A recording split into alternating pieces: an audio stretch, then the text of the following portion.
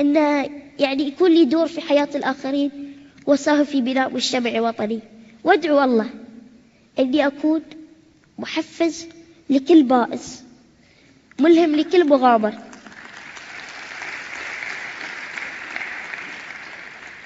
مساعد لأي محتاج، محب لكل إنسان، وإني أكون قادرة على نشر الأمل والتفاؤل والإيجابية والمحبة والسلام.